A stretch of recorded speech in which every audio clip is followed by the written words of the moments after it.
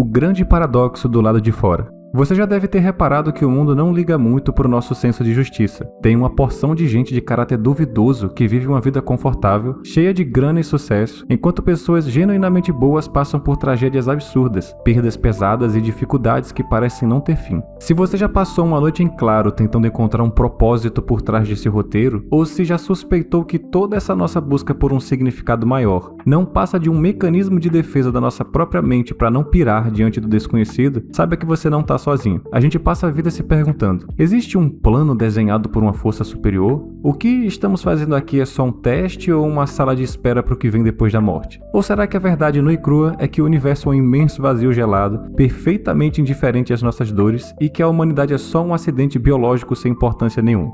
O escritor e filósofo Albert Camus bateu o martelo nessa última opção. Para ele, a vida não tem nenhum sentido embutido de fábrica, e é justamente aí que mora o que ele chamava de o absurdo. Olhar para esse abismo pode fazer muita gente flertar com o desespero e querer desistir de tudo. Só que Camus enxergava essa mesma falta de sentido por um ângulo completamente diferente.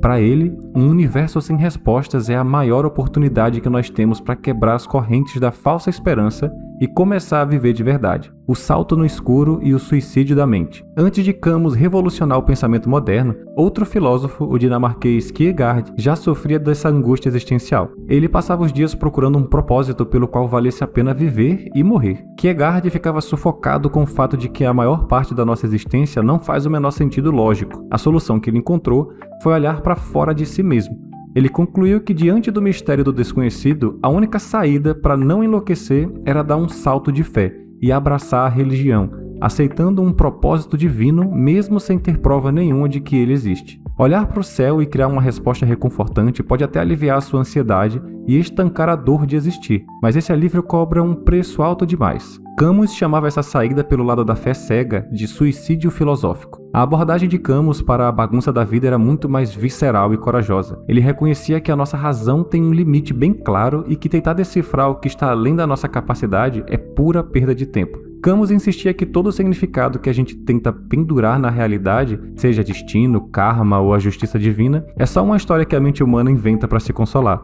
Não existe evidência nenhuma de que o cosmos tenha uma missão secreta para você. E se por acaso tiver, nós estamos completamente no escuro sobre ela agora. No clássico ensaio O Mito de Sísifo, ele escreveu de forma muito direta: se o mundo tem um sentido que o ultrapassa, eu não sei o que é, e sei que é impossível descobrir nesse momento. O que um sentido, fora da minha condição humana, pode significar para mim? Eu só consigo entender o mundo em termos humanos. O silêncio do cosmos. A conclusão de Camus é: a única análise honesta que podemos fazer sobre a realidade é constatar que ela é vazia de propósito. Não existem regras morais escritas nas estrelas, não há um roteiro divino guiando os seus passos e as coisas simplesmente acontecem ao acaso. A vida é absurda. Mas calma, o que ele queria dizer exatamente com isso? Será que ele achava que nós somos idiotas ou que o mundo ao redor é uma piada sem graça? Na verdade, nem uma coisa nem outra. O grande nó da nossa existência é que nós somos seres racionais, programados para buscar ordem, clareza e padrão em tudo, mas fomos jogados dentro de um universo caótico, irracional e que não dá a mínima para as nossas expectativas. O absurdo nasce do choque entre o grito humano por sentido e o silêncio gelado do cosmos. É aquela sensação de tentar decifrar um enigma que muda de forma toda vez que você chega perto, escorrendo pelos dedos como água. Parar para pensar que nós somos apenas um bando de primatas inteligentes, viajando numa rocha perdida no meio do nada, que em 100 anos seremos completamente esquecidos e que o próprio planeta um dia vai virar poeira quando o Sol explodir. Bom, isso pode arrastar qualquer um para depressão, mas a verdade é que não existe nenhuma garantia de que as coisas sejam diferentes disso. O despertar no meio da rotina. O pior é que a gente passa a maior parte do tempo anestesiado, seguindo aquela cartilha social padrão que nos empurram desde o berço. Nascer, estudar, arrumar um emprego, pagar boleto e morrer. A gente entra em um transe tão profundo que mal percebe a repetição mecânica dos dias. Camus descreveu esse looping de forma perfeita. Acordar, pegar o bonde, 4 horas de escritório ou de fábrica, almoço, bonde, mais 4 horas de trabalho, jantar, sono, e segunda, terça, quarta, quinta, sexta e sábado no mesmo ritmo. A gente consegue arrastar a vida assim por anos, mas tem um dia em que o cansaço acumula de um jeito esquisito. Você para no meio do caminho e a maldita pergunta brota na sua cabeça: por quê? É nesse instante de desgaste misturado com um espanto que o piloto automático quebra e você acorda pro absurdo de tudo isso. Afinal, qual é o ponto de continuar correndo nessa esteira? Tentar achar uma explicação lógica para as nossas dores em um mundo indiferente é uma batalha perdida. E como o absurdo é um fato que não dá para apagar, Camus dizia que nós só temos duas reações possíveis. Ou a gente encara essa realidade de frente e vive o absurdo, ou a gente dá um jeito de fugir dele. As falsas saídas e o suicídio prático. É claro que muita gente inteligente percebeu essa carência crônica que o ser humano tem de encontrar um propósito e transformou isso em uma ferramenta de controle. Surgiram respostas prontas para aliviar qualquer crise existencial. Às vezes, essas respostas vêm embaladas em dogmas religiosos. Outras vezes, aparecem como ideologias políticas disfarçadas de salvação, como o delírio nazista de uma raça superior ou o nacionalismo cego que exige que você morra por uma fronteira desenhada no mapa. Até mesmo a crença ingênua no karma entra nessa lista, já que a vida real cansa de mostrar que o canalha costuma se safar e o homem honesto frequentemente se estrepa. O grande erro de todas essas saídas é que para comprar essas ideias você precisa desligar a sua racionalidade, ignorar os fatos e aceitar conceitos sem prova nenhuma, que muitas vezes vão contra a sua própria experiência de vida.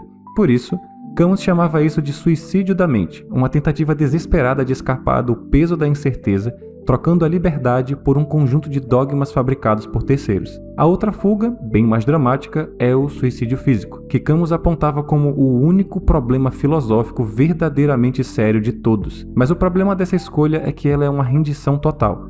Quando uma pessoa tira a própria vida, ela está admitindo que o confronto com o vazio e com a falta de garantias venceu as forças dela. Ela se curva diante do absurdo em vez de dominá-lo. A silver lining e a liberdade total. Para não cair em nenhuma dessas duas armadilhas e conseguir viver de cabeça erguida, a pergunta que você precisa se fazer é a seguinte: uma vida sem um significado maior precisa ser necessariamente ruim ou infeliz? Para Camus, a resposta é um sonoro não. Descobrir que o mundo não tem um sentido mágico é o maior presente que você pode receber, porque todas as ilusões caem por terra e a realidade bruta aparece. Em vez de chorar no canto da sala por causa disso, você pode escolher ver o lado bom dessa liberdade. Pensa bem, se não existe um julgamento final te esperando e nenhuma outra vida no além, significa que toda a sua energia, foco e atenção devem ser investidos no aqui e agora. Se não existem valores morais absolutos escritos no céu, significa que você é perfeitamente livre para criar o seu próprio código de honra. Se o nosso tempo nessa terra é curto e limitado, a gente devia mais aproveitar o percurso e tomar uma boa xícara de café quente sem tanta neurose. Camus não queria que a gente aceitasse a falta de sentido com resignação pacífica. Ele queria que a gente se rebelasse contra ela.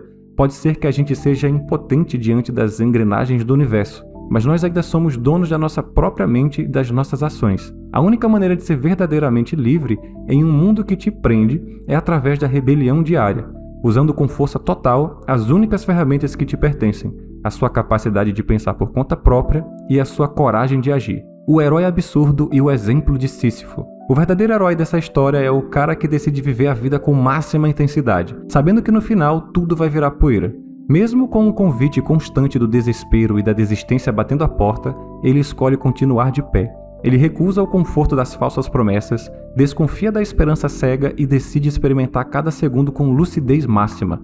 É viver sem apelo, aceitando apenas o que é real e seguro hoje, sem ficar mendigando garantias para um amanhã conceitual que pode nem chegar. Para ilustrar o que é viver sem depender dessas muletas mentais, Camus resgatou o mito grego de Sísifo. Sísifo era um rei extremamente esperto que acabou desafiando e enganando os deuses. Como castigo pela sua audácia, ele foi condenado a uma tarefa infernal: empurrar uma pedra enorme até o topo de uma montanha, sabendo que toda vez que chegasse perto do topo, o peso da rocha a faria rolar de volta para a base.